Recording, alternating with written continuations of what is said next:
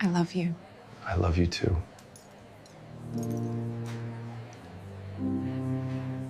She had absolutely no idea that the most dangerous man in Seoul was sitting 3 inches away from her, separated by nothing but tinted glass, watching her blot her lips like she was putting on a personal performance just for him.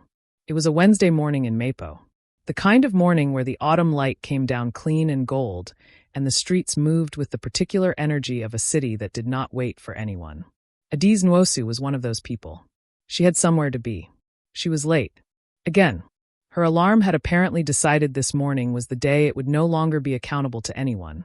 Her shower had gone cold without warning, and she had spilled honey on her first blouse and had to change, which had added 7 minutes she did not have. She had made it almost all the way to the cafe where she worked before she caught her reflection in a shop window and stopped walking entirely. Oh no. She stood on the pavement and stared at herself. Her lips were bare. Her edges were doing whatever they wanted. There was what appeared to be a small smear of something on her collar that she was choosing not to investigate further. She looked, in the kindest possible assessment, like a woman who had gotten dressed during a power cut. She needed a mirror. Urgently. That was when she saw it. A black Genesis G90 parked at the curb, engine barely audible, tinted within an inch of its legal limit. The windows were the deep, flat black of polished slate. The morning light hit them perfectly. They were, objectively, the best mirror she had encountered all week. Adiz looked around. The car appeared to be empty. The driver wasn't standing beside it. Nothing moved inside. Just a very expensive, very still vehicle minding its own business on a Wednesday morning. She stepped up to the rear passenger window and leaned in. Right. Let's sort this out, she muttered to her reflection. She tucked her blouse in properly. She adjusted the small gold hoop in her left ear that had slipped sideways. She pulled her lip gloss from her bag, a deep berry shade she had bought from a Nigerian beauty brand her mother mailed her quarterly, leaned in close to the window, and began applying it with the focused precision of a woman who had exactly 90 seconds and intended to use them well.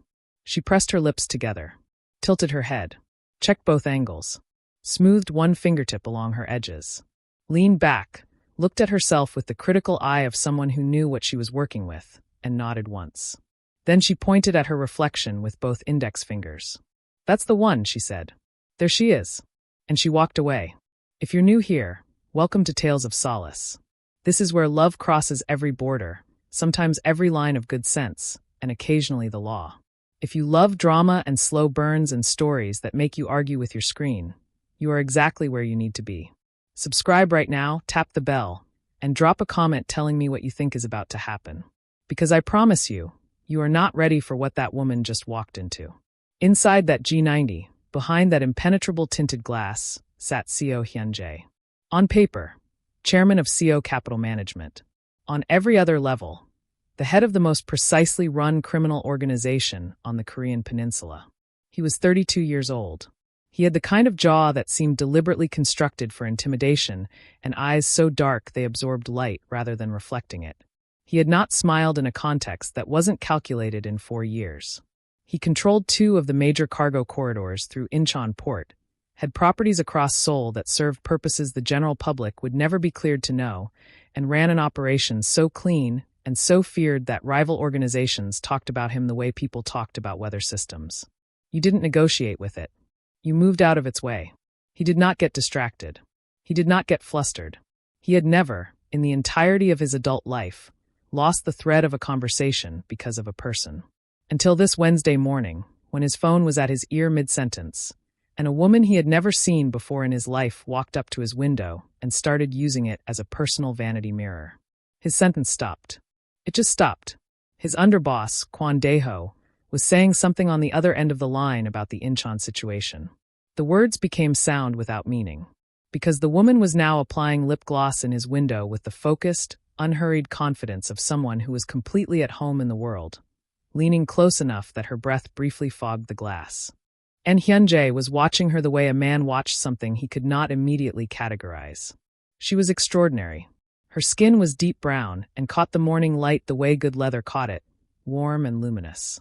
Her hair was in neat twists that fell past her collar, and her face, which he was now studying with the kind of analytical attention he usually reserved for financial documents, was expressive and entirely unguarded.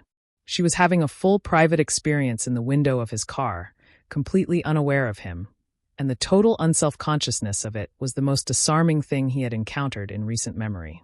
She blotted her lips. She smoothed her edges. She leaned back, assessed herself with the candid, direct gaze of a woman who trusted her own judgment, and then she pointed both index fingers at her reflection. "That's the one," she said. "There she is." And she walked away. Hyun-jae sat in the silence of his car. He realized after a moment that Dae-ho was still talking. "Boss, are you there? The meeting has been moved to." "Find out who she is," Hyun-jae said. Dae-ho stopped. "Excuse me?" "The woman who was just at my window. Black coat, berry lip gloss, twists. She just turned left onto the main road. Find out who she is. Name, address, where she works." A pause that contained several things Dae-ho was choosing not to say. "Boss, what woman? What happened?" Hyun-jae lowered his phone and looked out the window in the direction she had gone. The morning street was full. She had already disappeared into it. "Just find her," he said. And he ended the call. It took Dae-ho 6 hours.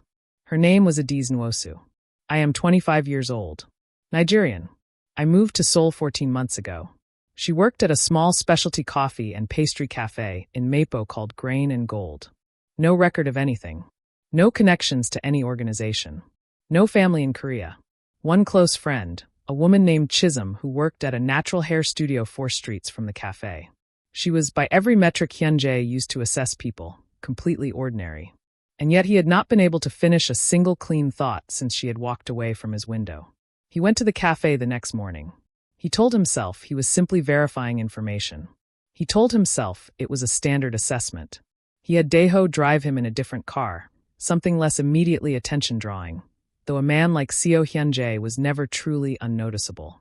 He wore a dark coat over a charcoal jumper, and when he stepped through the door of Grain and Gold, the small bell above it announced him with complete indifference to what it was announcing. The cafe was warm in the specific way of places that had been loved into warmth rather than designed into it. Mismatched chairs. A handful of small tables. Exposed brick along one wall. The smell of very good coffee and something baked with cardamom that he couldn't immediately identify. A hand-lettered menu board behind the counter. Behind the counter stood Adiz. She looked up when the bell rang. She did the small involuntary pause of someone who had not expected what they were looking at, then recovered quickly and smiled. It was the same smile she had given her reflection.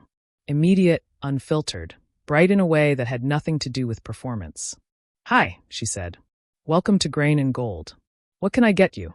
Hyun-jae approached the counter. He looked at the menu board, though he was not actually reading it. "What do you recommend?" His voice came out at its usual register, quiet and precise, the voice of someone accustomed to being listened to rather than asked. Adiz tilted her head. "Depends. Are you an espresso person or a filter person?" "I don't have a strong preference." "Everyone has a strong preference," she said, narrowing her eyes with the easy confidence of someone stating a professional truth. "Okay, let me look at you." She looked at him. Not shyly, not deferentially, with the direct, unself-conscious assessment of someone who trusted their read on people. Hyun-jae felt something shift in his chest that he did not have a word for. "Espresso," she said. "Black. No sugar, no milk. You look like someone who wants the thing to taste exactly like what it is." He almost smiled. He caught it before it arrived. "Is that your professional judgment?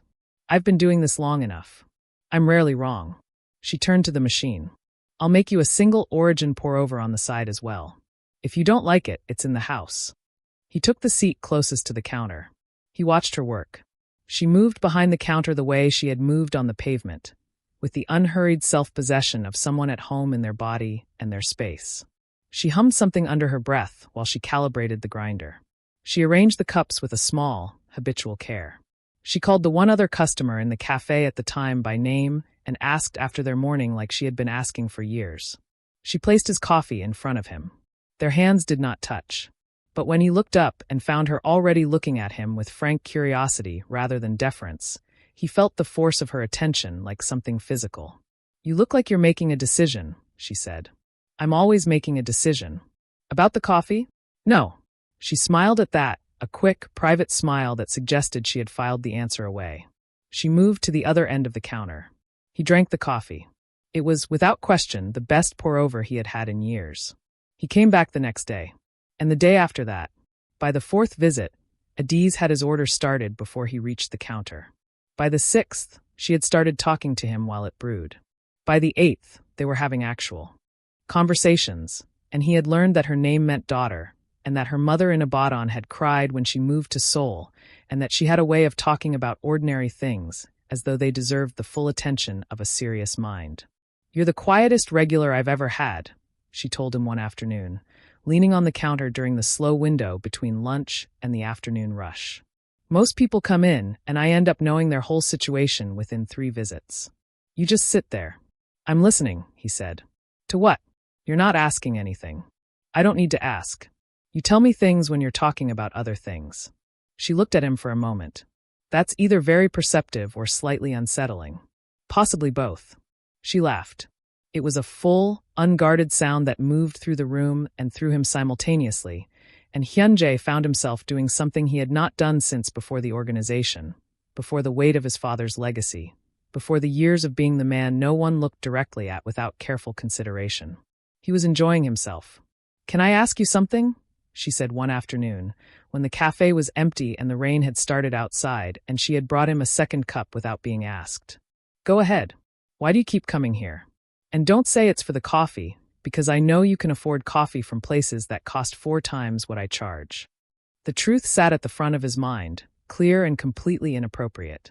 "Because 3 weeks ago you used my car window as a mirror and pointed at your own reflection and walked away, and I have thought about almost nothing else since." "The atmosphere suits me," he said. Adiz looked at him for a long beat. Then she shook her head with a small, knowing expression. "You are such a terrible liar, Hyun-jae." She had started using his name 2 visits ago. He had not told her to stop. She had no idea how accurate that assessment was. 2 weeks in, everything changed. It was a Friday evening. Adiz was closing alone. Chisholm had called earlier to vent about a difficult client, and Adiz was still on the phone with her, laughing about something, wiping down the tables with one hand, when the cafe door opened. 2 men walked in. They were not there for coffee. They were large, dark-clothed, and moving with the particular purposefulness of people who had not come to browse. One of them had a scar that ran from his temple to his jawline. The other had his right hand inside his jacket in a way that made Adiz's body register danger before her mind had finished processing the scene. "We're closed," she said, lowering her phone slowly. "We're not here for that," the scarred one said. His Korean was rough, deliberately so. "You're the woman Seo Hyun-jae has been visiting." Adiz felt her pulse jump. "I think you have the wrong person." "Don't." He stepped forward. "The chairman of Seo Capital doesn't visit a coffee shop in Mapo 12 times in 2 weeks for the coffee. You're either working for him, or you mean something to him. Either way, you're useful." The second man withdrew his hand from his jacket. He didn't point the weapon at her. He held it at his side, letting her see it, letting the sight of it do its work. "You're coming with us," the scarred man said. "You're going to help us send Seo Hyun-jae a message." Adiz took a step back, her shoulder blades meeting the edge of the counter. Her phone was still connected to Chisholm's call. She pressed it slightly against her hip. She kept her breathing steady. She was still working out whether she was about to be very brave or very stupid when the front window exploded inward. Glass came in like a wave, and through the opening came Daeho, moving at a speed that seemed wrong for his size. He hit the scarred man with the compact efficiency of someone who had done this many times and had no interest in doing it slowly. Before the second man could raise his weapon, Daeho had it in his own hand, and the second man was on the floor. Then the door opened. Hyun-jae walked in. He was not wearing his coat. He was in all black, and the man who had sat quietly at her counter drinking pour-overs and speaking in careful, measured sentences was gone. What replaced him was something she had no framework for. His eyes were flat and cold, his jaw was set, and when he looked at the 2 men on the floor of her cafe, she saw in his expression something that made her stomach drop completely. He looked like a man deciding something methodical about 2 people's immediate futures. "Which one of you put your hands on her?" he said. The voice was quiet, not the quiet of restraint, the quiet of certainty. The scarred man from the floor said, "Lim Byung-soo sent us. He knows about the—" Hyun-jae crossed the room in 3 strides, took the man by the collar, and lifted him with one hand. "I asked you one question. Which one of you touched her?" The silence was absolute. Hyun-jae looked at the man's right hand, the hand that had grabbed Adiz's arm. He wrapped his own hand around the man's wrist. The sound that followed made Adiz press her back hard against the counter and stop breathing entirely. "Take them," Hyun-jae said to Daeho. "I'll deal with Lim's message separately." Daeho removed both men through the back. The cafe was quiet except for the sound of glass underfoot and Adiz's breathing, which she was working to regulate. Hyun-jae turned to face her. He looked at her for a moment without speaking. Something in his expression shifted. Something she had not seen on him before. Something that looked like a man looking at the consequences of himself. "Are you hurt?" he asked. "Who are you?" she said. He did not answer immediately. He took a step toward her, and she held very still, and something moved across his face at that, quick and painful. "I'm the person who is not going to let anyone touch you again," he said. "That's not what I asked." Her voice was shaking, but her eyes were steady. "Who are you, Hyun-jae? And don't tell me you run a capital management company. Because the man who runs a capital management company doesn't show up to a coffee shop after hours because someone pulled a weapon on a barista." He stood in the wreckage of her cafe, glass catching the light around his feet, and he told her the truth. He told her he ran the Seo organization. He told her he controlled things she was better off not knowing the specifics of. He told her he had an enemy named Lim Byung-soo, who had apparently identified her. He told her that by coming here every day, he had put her in the path of his world. And then he told her the thing he had not told anyone. 3 weeks ago, he said. Wednesday morning. Mapo, you walked up to my car and used the window as a mirror. He stopped. His jaw worked slightly. You were fixing your lip gloss. And when you were done, you pointed at yourself and said that's the one. And he stopped again. Adiz stared at him. That was your car, she said. Yes. You were inside it. Yes. You watched me talk to myself and fix my edges in your window. Yes. She made a sound that was caught somewhere between a laugh and complete mortification.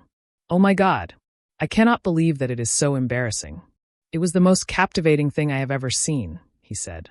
The words landed in the room without ceremony, without decoration. Just true.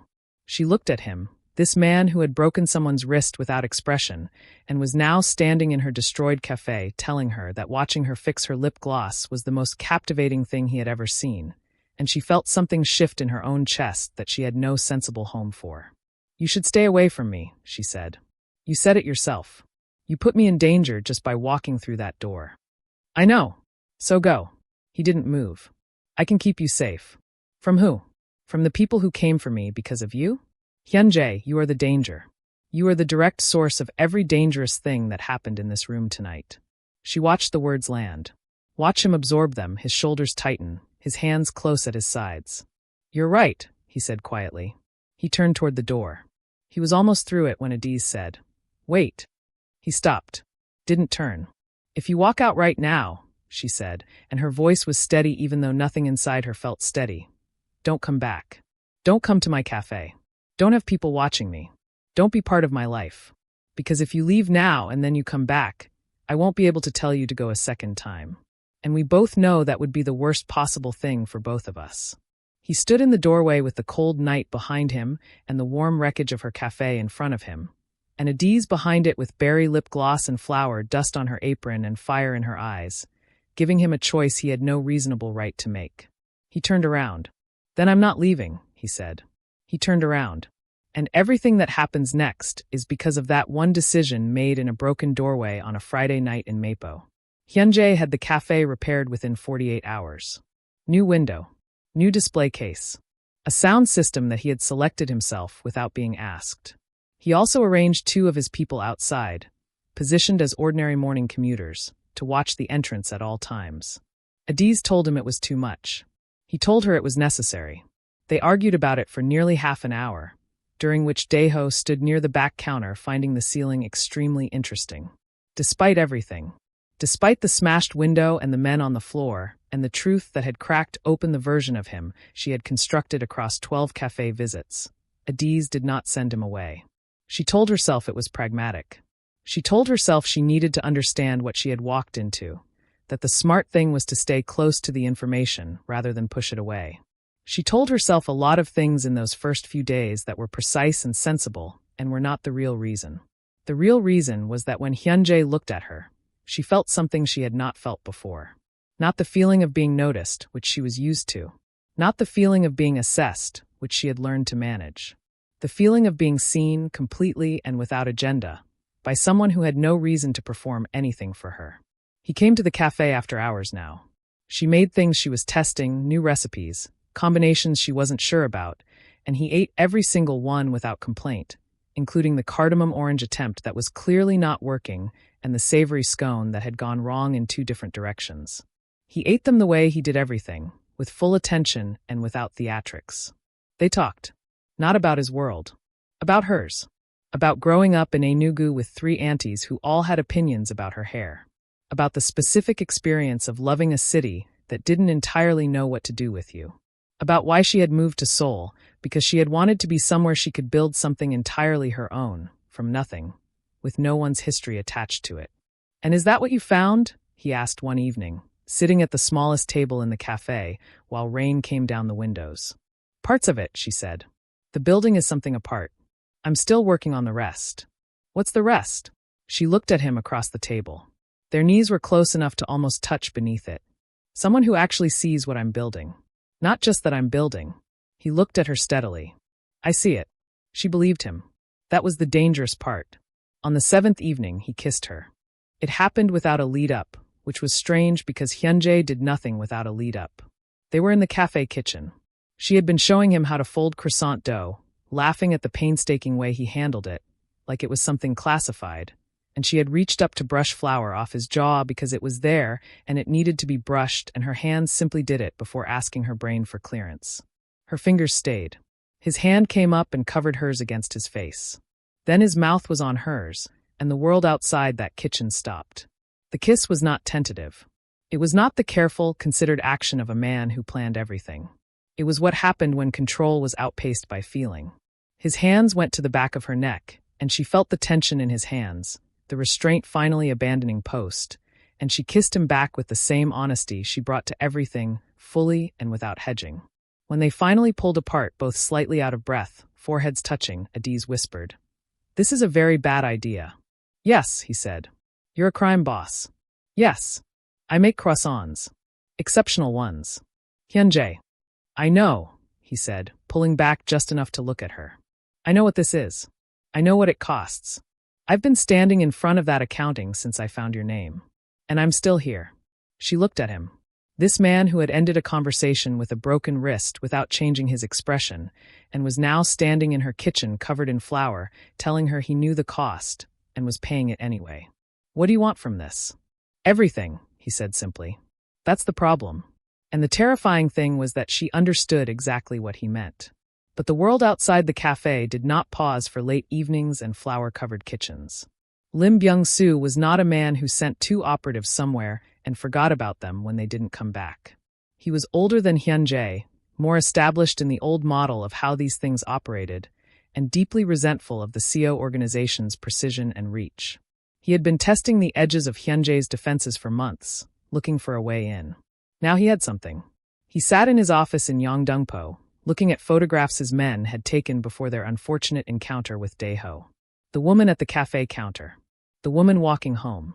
The woman on her phone at a table outside, laughing at something, apparently incapable of being unphotographed without some form of natural warmth radiating off her. "Seo Hyun-jae," Lim said quietly, with a weakness. His lieutenant, a thin man named Ju, stood across from him. "What do you want to do?" "Nothing yet," Lim said. "Let him feel settled. Let him think the issue was resolved. The deeper he goes, the more useful she becomes." Meanwhile, a second threat was assembling from a different direction entirely. Her name was Song Ji-hyun. She was the woman who had been waiting, with the patient composure of someone entirely certain of the eventual outcome, for Seo Hyun-jae to set a date. The arrangement between their families had been in place for 6 years, made by Hyun-jae's father before his death. A strategic alignment between the Seo organization and the Song family, whose financial networks ran through half the money movement infrastructure in East Asia.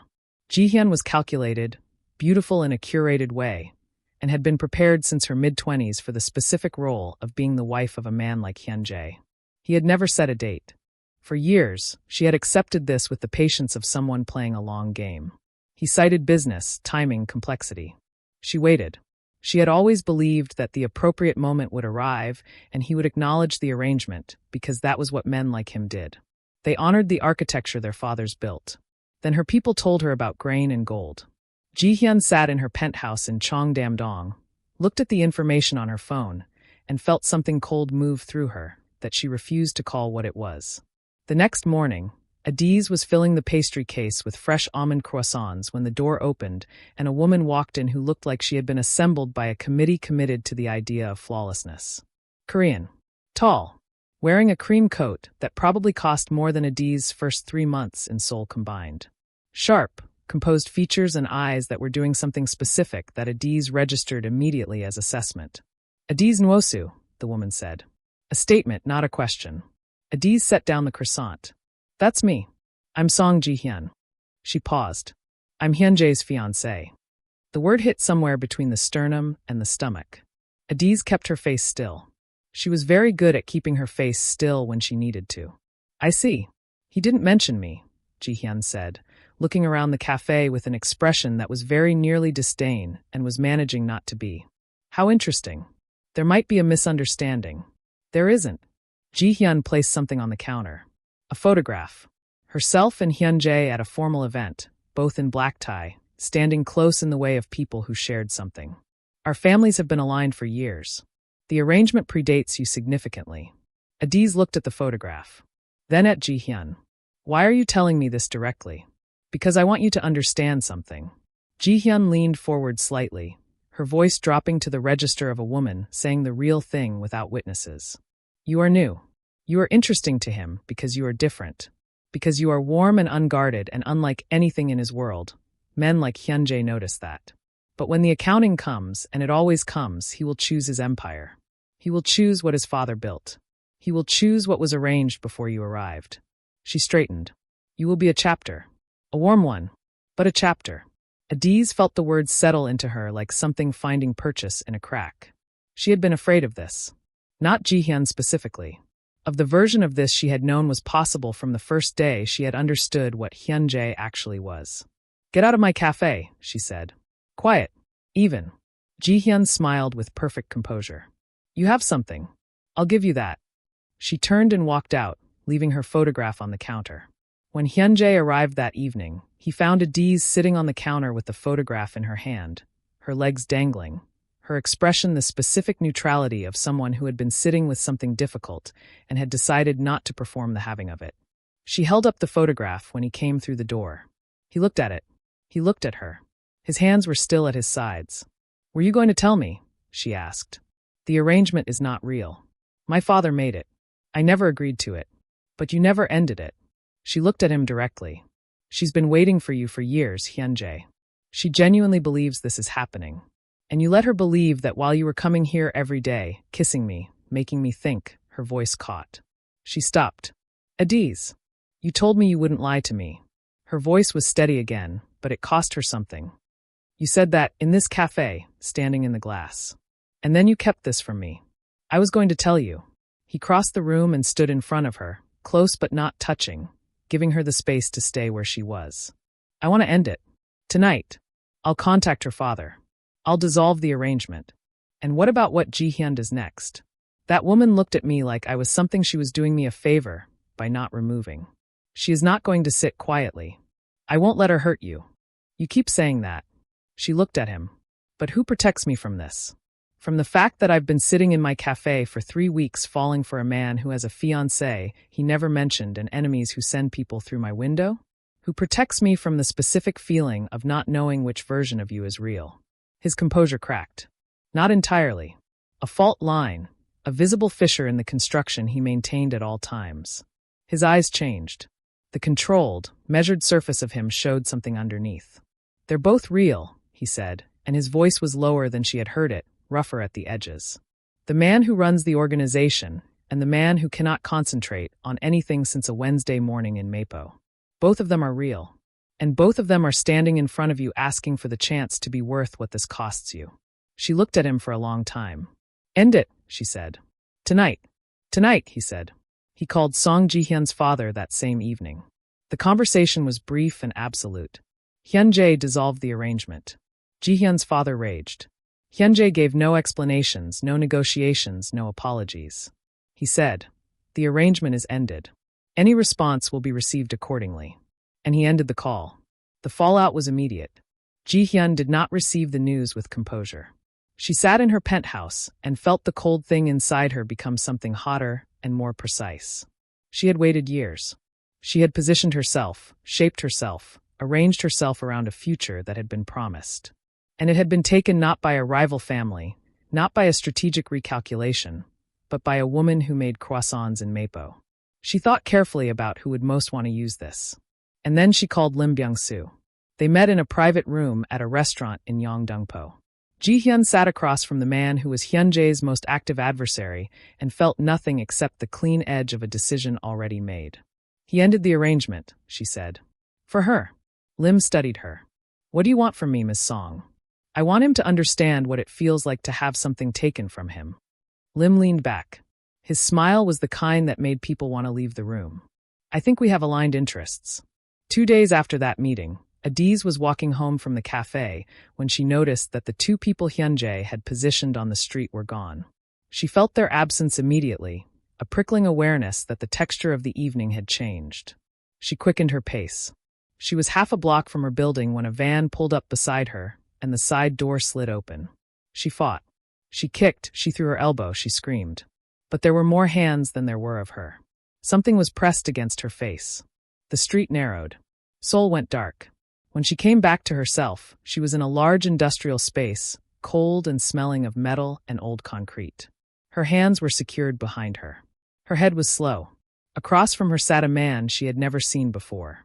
He was older, compact, with the particular composure of someone who had made a long study of being in rooms that contained frightened people. I apologize for the way you were brought here, he said, with the pleasantness of someone who was not sorry at all. I'm Lim Byung-soo. You don't need to know more than that. What do you want? Adiz said. Her voice was steadier than she felt. I want Seo Hyun-jae's attention, and you are currently the most reliable way to get it. I'm just a barista. Lim smiled.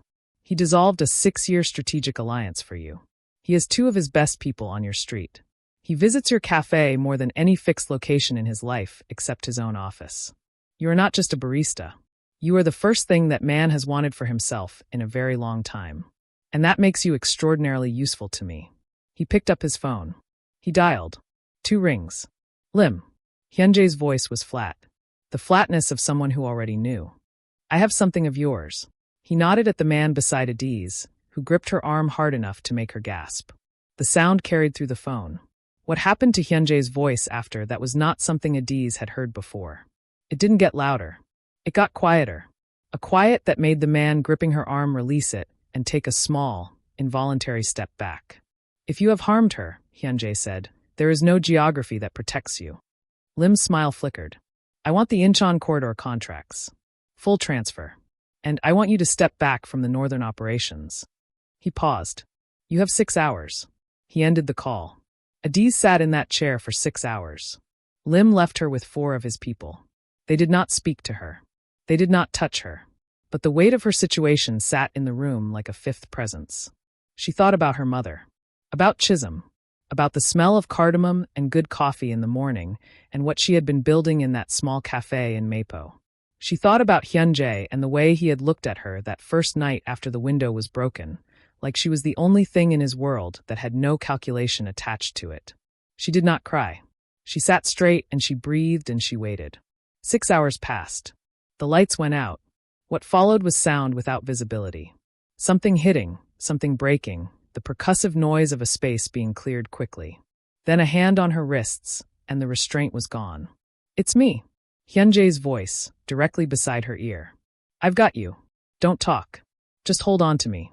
She grabbed his arm and he lifted her from the chair and carried her through the dark and the noise, her face against his neck, feeling his pulse, which was faster than she had ever felt it, and the heat of him in the cold of the warehouse, and the specific feeling of someone carrying you not because they have to but because letting you walk would cost them something. They emerged into night air. Daeho was at a car, engine running. Hyun-jae placed her in the back seat, and for a moment, standing outside the car looking back at the warehouse, she saw something in his face that she had not seen before. Not the cold precision of the man who ran things.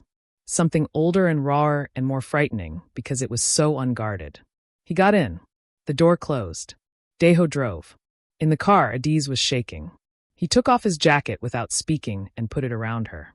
She looked at him, at the state of his face and hands, at the cold fury that was still burning underneath his expression. "How many people did you hurt tonight?" she asked.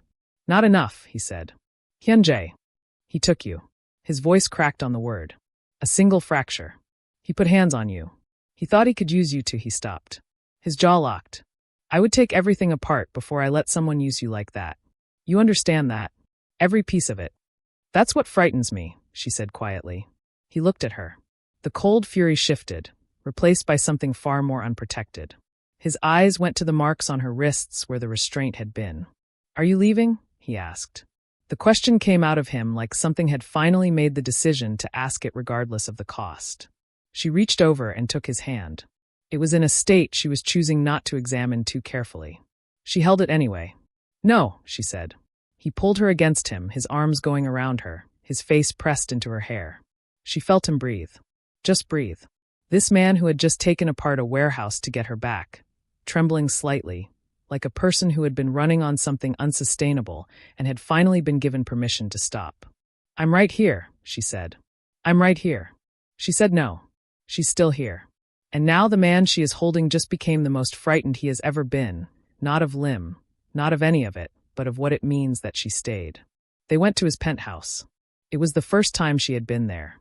The top floor of a building in Yeouido, floor-to-ceiling windows on 3 sides, Seoul spread below in every direction like something that had been arranged for the specific purpose of being looked at. The interior was immaculate and impersonal, clean lines, expensive materials, everything chosen with precision and nothing chosen with warmth. It was a space that had been maintained rather than inhabited. Adiz stood in the center of it and felt how alone it was. Hyun-jae brought her water. He sat across from her and cleaned the marks on her wrists with careful, unhurried hands. The same hands that had done things tonight she was not yet ready to fully account for. The gentleness of it, the absolute attention he brought to it, was more disarming than anything else he had done. "I need to tell you something," she said. He looked up. "Ji-hyun is the reason Lim knew where to find me. I heard his people talking before you arrived." She went to him after you ended the arrangement. Something moved through Hyun-jae's face. No volume, no visible reaction, but the muscle at the hinge of his jaw tightened by a fraction. "I'll handle it," he said.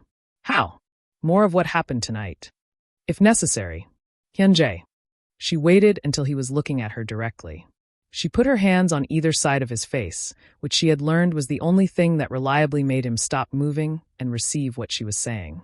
"You cannot take apart everything that moves against us. Eventually there's nothing left to stand on.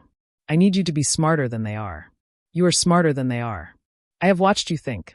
I know what you can do. Use that. Don't just be the most feared person in this city. Be the one they can't get a purchase on."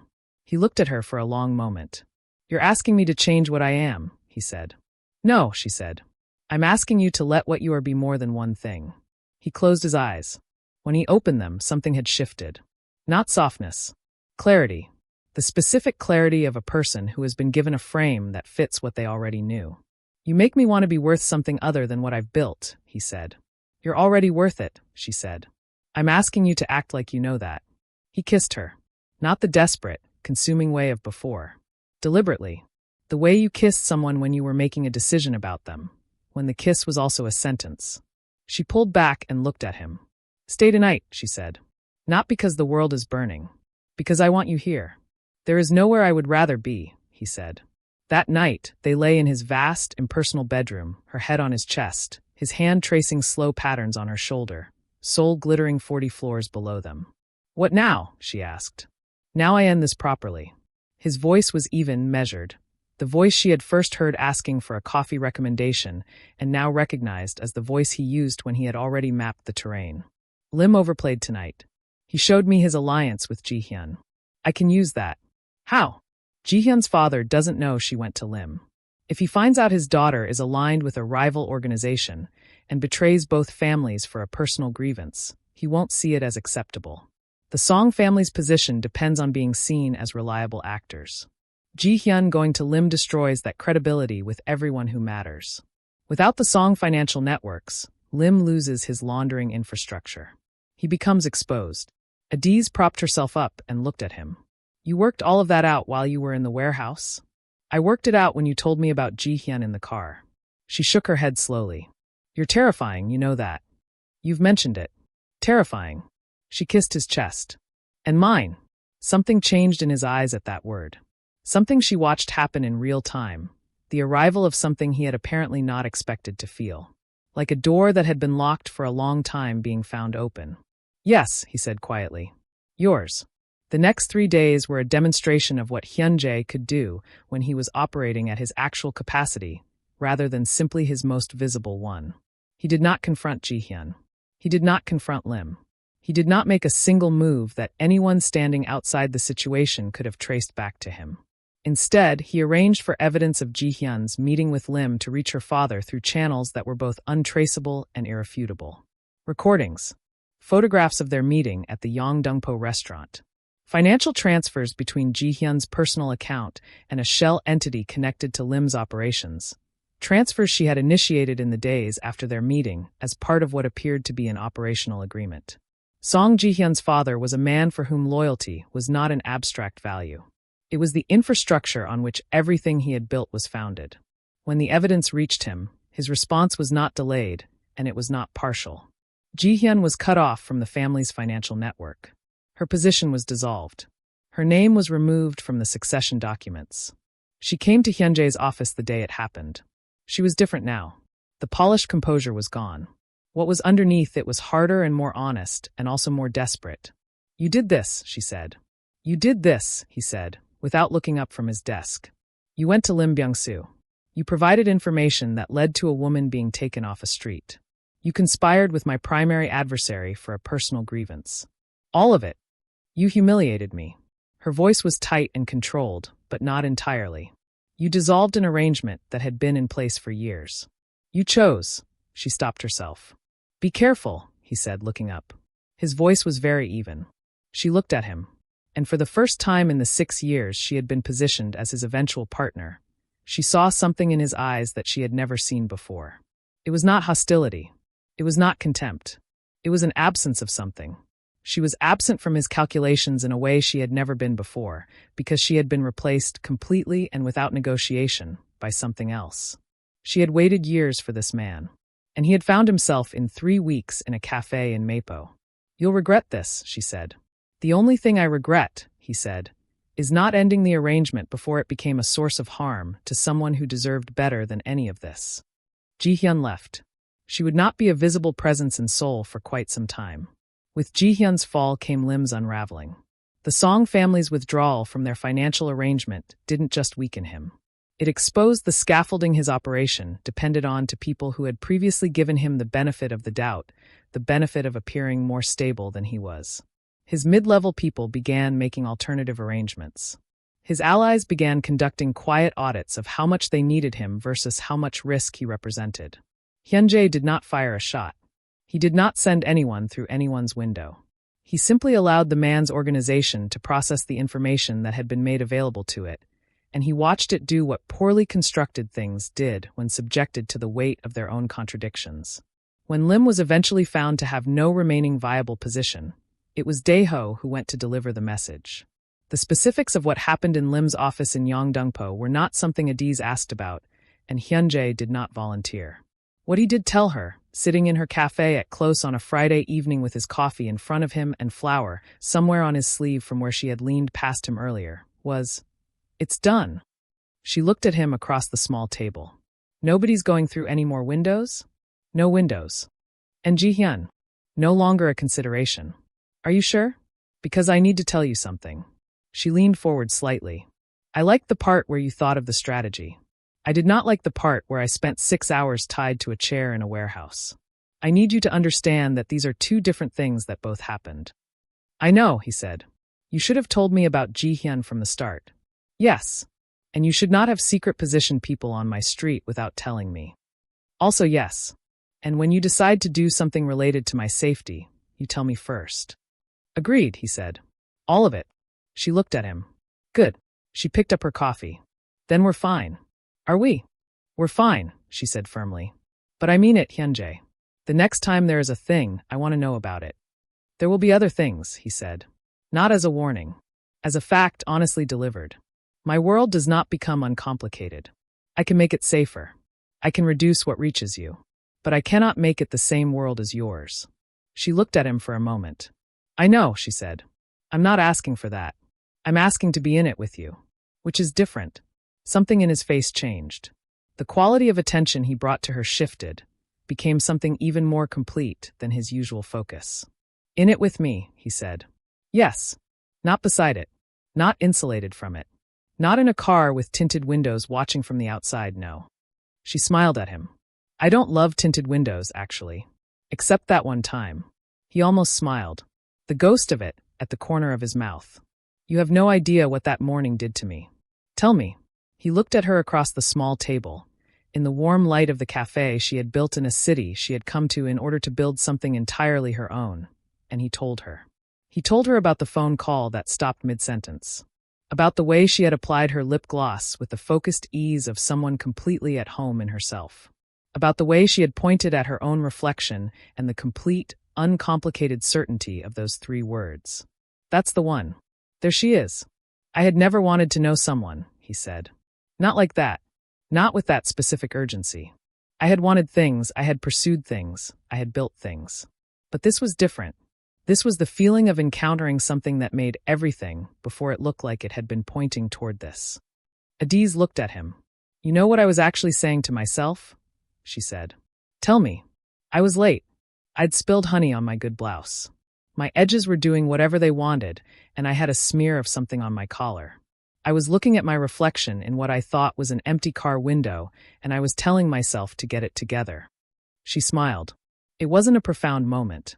I was just running late. He looked at her steadily. It was the most profound moment of my year. She shook her head, still smiling. You are something else, Seo Hyun-jae. So are you, he said. That's the point. She reached across the small table and took his hand. It was not the first time she had held it. But it was the first time she had done it simply, without urgency, without it being about comfort or reassurance or the aftermath of something. Just her hand in his because she wanted it to be there. He turned his hand over and held hers back. Outside, Mapo went about its evening. The cafe windows glowed warm and gold against the October dark, and inside, a man who had spent years making himself impenetrable was sitting at the smallest table in a coffee shop holding a woman's hand. And the expression on his face was the expression of someone who had not known they were lost until they found something. She's in it with him, not beside it, not insulated from it. And he is finally letting himself be more than what he built. 3 months after a Wednesday morning in Mapo, Adiz Nwosu stood behind the counter of grain and gold on a Saturday morning and arranged the first display of the week. The cafe was different now. Same mismatched chairs. Same hand-lettered menu board. Same smell of cardamom and good coffee that she had decided was the smell of something she had built entirely herself. But there was a second espresso machine that she had agreed to after 2 weeks of principled argument and one condition. Her name on the deed, her recipes, her decisions. Hyun-jae had agreed immediately, which she suspected he had known she would require and had already made peace with. Chisholm was sitting on the counter eating a pastry horn and scrolling through her phone. All right, she said, not looking up. Let me do this again. You were fixing your lip gloss in what you thought was an empty car window. Correct, Adiz said, arranging the almond croissants. The car was not empty. Correct. The man inside the car, who watched you talk to your own reflection and point at yourself, who then had his assistant spend 6 hours finding your name and came to your cafe the next morning. Also correct. Is now funding your cafe expansion, has had 2 incidents involving people going through your windows. One separate incident at a warehouse. And he is currently, Chisholm finally looked up, standing outside your door looking at you like you personally invented the concept of a good morning. Adiz followed her gaze. Hyun-jae was coming through the door. The dark coat, the one she had told him about, made him look like he was arriving somewhere to deliver difficult news, which he had accepted without adjusting his purchasing habits. His eyes found her before the door had fully opened. They always did. She had noticed this on his 4th visit, and had filed it away, and had not stopped noticing it since. Morning, Adiz said, already reaching for his cup. Morning. He came to the counter and leaned in and kissed her. It was quick and easy and completely natural, the kind of kiss that was backed by 100 previous kisses and did not require ceremony. Chisholm looked at her pastry horn with the expression of a woman having a private reaction she was going to tell someone about later. "I'll be in the back," she said, and hopped off the counter and disappeared into the kitchen with the complete transparency of someone who was not actually going to stay in the back. Hyun-jae sat at the small table closest to the counter. His coffee was already in front of him. He had his phone out, but he was not looking at it. He was watching Adiz finish the display, in the specific focused way that she had learned was not staring. It was his version of being in a room. Full attendance. "You have something on your mind," she said, without looking up from the croissants. "I usually have something on my mind. This is different. This is the pre-announcement silence." He set his phone down. "I have something for you." She looked up. "If it's a car, Hyun-jae, I am going to ask you to take it back." "It's not a car." He reached into his coat pocket and placed a small box on the counter between them. Adiz went still. It was not the box of a large theatrical ring. It was small, plain velvet dark navy. The kind of box that wasn't trying to announce itself. She looked at it. Then at him. "Open it," he said. She opened it. Inside was a band. Not a ring of the kind that came with an occasion. A simple ring of warm gold with a single stone, round cut, deeply golden, the color of afternoon light on good wood. Not a showpiece. A piece. Something specific that had been made to say something specific. "I'm not asking you to marry me," he said. She looked up at him. "Not yet. I know we're not there yet. I know there's more of this story still to go." He looked at her steadily. "But I wanted you to have this because I wanted you to have something that says, I intend to be here. I intend to be worth the decision you made when you stayed. I intend to keep choosing you until you tell me to stop." She looked at the ring. She looked at him. "That's quite a lot for a piece of jewelry," she said. "It's not a piece of jewelry," he said. "It's a promise." She picked it up. Hold it in her fingers. The stone caught the morning light coming through the new window and held it. "You had this made," she said. "Yes." "How long ago?" He paused. "Longer than you'd expect." Hyun-jae. 3 weeks after the first window incident. She looked at him. This man who had done things she still did not have a complete accounting of, who had sat in her cafe and eaten every experimental pastry without complaint, who had told her she was the most captivating thing he had seen by saying it quietly and meaning it completely, who had built an empire and could not finish a phone call because a woman was using his car window to fix her edges. "Put it on for me," she said. He came around the counter. He took her left hand. He slid the ring onto her finger, and it was exactly the right size, because Hyun-jae did not do anything without having thought about it first. She looked at it in her hand. Then at him, very close now, watching her face with the particular attention he brought to her specifically, the kind that noticed things and filed them and remembered them without being asked to. "I love you," he said. The words arrived without decoration, without build-up, without the careful precision he brought to most things. They sounded unpolished, like the first time a word was used in a language rather than the 100th time. Like someone saying something they had thought for a long time and were finally doing the thing of saying. She reached up and put her hand against his jaw, the way she had learned to do when she wanted him to receive something fully. "I love you too," she said. "Even though you are a significant amount of trouble. You knew that going in. I knew you ran a company. A company is what I told you." "A company," she said, her thumb brushing his jaw, "is what you told me. Seo Hyun-jae, Director of Strategic Investment and Occasional Structural Damage." He almost smiled. The real one, the version she had been given gradually over 3 months, the one that arrived without announcement and changed the whole shape of his face. "You're the only person in the world who talks to me like this," he said. "Like what?" "Like I'm a person." She looked at him. He said it without self-pity, simply as a thing that was true, a piece of information about his life that he had accepted a long time ago and was only now finding someone to put it down in front of. "You are a person," she said. "I know that. When I'm here." She kissed him. Not quickly this time. The cafe was empty except for Chisholm in the back, who was almost certainly not actually staying in the back. The morning light came through the new window and fell across the counter and the display of almond croissants, and the two of them standing in the middle of Adiz's small, warm, intentionally built cafe in Mapo. When she pulled back, she looked at the ring on her finger.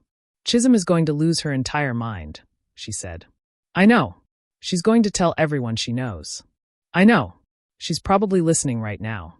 Almost certainly." As if on cue, Chisholm appeared in the kitchen doorway with an expression of pure and total delight. "I wasn't going to say anything," she announced, "but that is the most romantic thing I have ever witnessed in a professional setting." "Chisholm, I'm just saying. The ring is beautiful. You are both beautiful. And also," she looked at Hyun-jae, "I have been wanting to ask you this for 2 months." "How did you know?" Hyun-jae looked at her. "How did I know what?" "That she was the one. From the car window." "How did you know from a car window?" He was quiet for a moment. Then he said, "She pointed at herself and said that's the one. There she is." Like she already knew who she was. He looked at Adiz. "I had spent years around people who were performing versions of themselves. And she was just there. Entirely there. I knew because there was nothing to figure out." Chisholm put her hand over her mouth. Adiz looked at the counter. "I was running late and I had honey on my blouse," she said. "I know," he said. "That's what I mean." Later, when the morning rush had come and gone and Chisholm was on her 3rd croissant and had called 2 people to tell them about the ring, Hyun-jae sat at his table with a 2nd coffee and watched Adiz move through the cafe with the same unhurried self-possession she had always had, the same ease in her own body and her own space, the same warmth that she gave to everyone who came through the door and that he now understood, been cold enough to need in a way he hadn't known was possible. She caught him watching. "You're staring again," she said. "I'm not staring. You are absolutely staring. I'm looking. What's the difference?" He considered this with the genuine seriousness he brought to things. Staring is what you do when you're trying to understand something. Looking is what you do when you already understand it, and you just want to keep seeing it. She was quiet for a moment. "Hyun-jae," she said. That was actually quite beautiful." He looked at his coffee. "Don't tell anyone." She laughed. Full and warm and entirely at home. The laugh that moved through him every time like the first time. Like something that had never lost its ability to do what it did. He sat in the warm light of her cafe and listened to it, and he thought about a Wednesday morning in Mapo, and a woman who had pointed at her reflection in his window with the uncomplicated certainty of someone who already knew exactly who they were. And he thought about himself, sitting in that car with his phone to his ear and his carefully constructed world going completely still, because something had walked past that was more real than any of it. He picked up his coffee. He looked at her over the rim of it. She caught his eye across the cafe and smiled. The same smile. The one from the window. Bright, easy, full of the specific, quiet certainty of someone who had always known where they were going. There she is, he thought. That's the one. She pointed at her own reflection in his window, and he spent 3 months becoming someone worthy of the woman who did that. Thank you for watching this channel, Tales of Solace, all the way to the end. If this one made you smile, drop a comment and tell me your favorite moment. Subscribe, like, and leave a comment. Turn on your notifications for more stories where love finds its way through tinted glass and broken windows, and in the most ordinary Wednesday mornings. We'll see you in the next one.